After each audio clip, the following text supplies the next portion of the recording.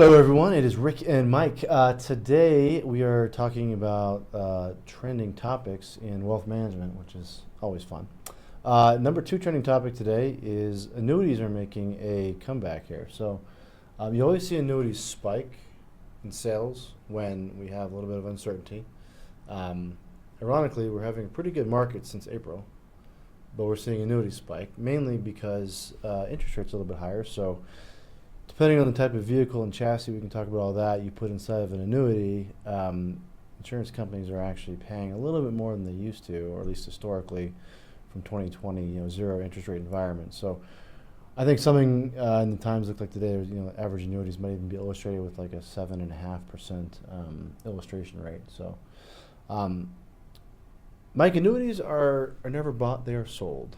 That's what they say. What do we mean by that? Yeah, annuities are, products that are mostly insurance-based. So we were talking about essentially, and there's a lot of variations with this. We don't have the time to go into all the different nuances for annuities. But you're exchanging cash today for a stream of cash flows in the future. Yep. You're exchanging the cash. The annuity company, the insurance company, takes on the market risk for that, and in turn for guaranteeing you some sort of income stream, typically is what you commonly see in the annuities. They're complex products, and so not a lot of people are going out and saying, like, I need an annuity, right? But they're commonly offered by insurance companies, financial advisors, to investors as a way to provide a guaranteed income stream to support spending and retirement, or funding different goals that might be out there. So there's all different types of annuities too. I mean, this is very, very broad, so don't get mad at us if you have one or disagree. You probably have 1,000 different types out there. I would actually say we're kind of Switzerland when it comes to annuities, because there are people in the industry that are like, everyone should have an annuity. Yeah. There are people who are like, no one should have an annuity. Yeah, like we're not saying that everyone should or everyone shouldn't. Yeah. We don't use them a lot, full disclosure. But if you think about like building a house, annuity is a tool, but you can't build a house like with just a hammer. Like you need more tools. Specifically, like when you get into like the clientele that we typically deal with, we're talking about bucket strategies. So we're talking about really mapping out cash flows for different years, different needs, increasing, stopping, starting. So it's not as straightforward as like, I need a guaranteed annuity stream for this amount of time. Some of the downfalls too with annuities are, Mike used the word guaranteed.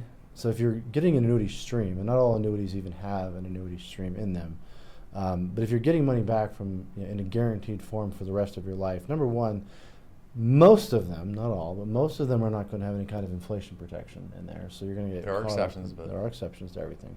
Most of them, you definitely want to make sure if you're considering one or have one, what the inflation play is there. And two, if there's value left in like an accumulated deferred annuity as it grows, and you're not taking the income stream from it, annuities are one of the only investments that don't come with like a step-up clause at death. So like your heirs pay tax on that money. So they can't have life insurance associated with them. They can have guaranteed income payouts.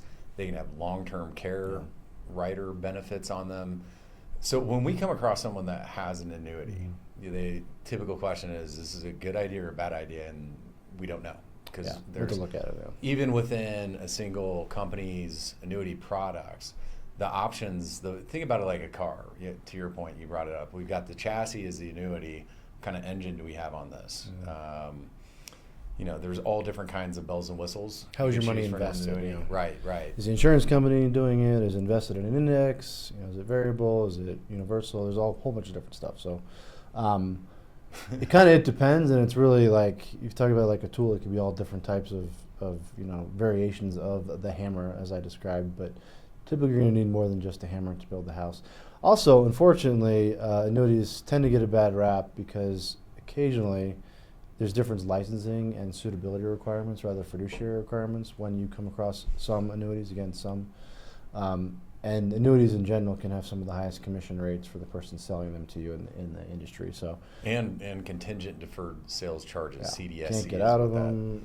Basically, what that means is once you put your money into it, if you want to exit the annuity, there's going to be a penalty Yeah. north of sometimes 5 to 10%. Yeah, it's called a surrender value. So if you were to give someone $100,000 for annuity today, and there's a 7-year surrender, that means you cannot get that back. Like, you're stuck in that product for at least 7 years before you can get any amount of your $100,000 back penalty free. It'll go down as you get closer to 7 years in most cases again, but the money is relative, and that is a decision you're making like long term. So, and the reason for that is because there's pretty big commissions paid up front, and the insurance company wants to make sure they get their money back after they've paid the rep out. So, again, it depends. A lot of them don't even require a securities license to be Yeah. able to Yeah. sell to someone more. Yeah. So annuities, not all bad. We are Switzerland. Like, they have their place, and we're not gonna, if you bring us an annuity to look at, we're not gonna, rip it to shreds. We'll seek to understand first, but there's a lot to understand there. Fees, liquidity, why you bought it, inflation, whole bunch of stuff, estate planning. So there's really a need to understand a little bit more about it. So really, the first step we see when we get annuities, we just pick up the phone and call with you, and we just ask about 10 different questions after we've done your financial plan to see if it's a tool you even need to begin with. Because, again, if you throw on the term guaranteed, they're typically going to have not even just the commissions up front, but higher expense ratios inside of them too annually. So just pick up the phone, call the company with you, make sure we understand how it fits in your side of your plan, make sure that tool is right for you. And we keep several. We don't sell many, but we keep them in our client's plan if it makes sense, or we put an event in the future where it makes sense to get out of the annuity. But if you have one, you're curious about one, give us a call, talk to us. We'll talk through it with you. We'll put it in your plan. We'll do a financial plan for you, and we'll see if that's right for you or not. So if you read something about annuities being popular again, don't just go and buy one. Make sure it fits with your plan. Thanks for watching.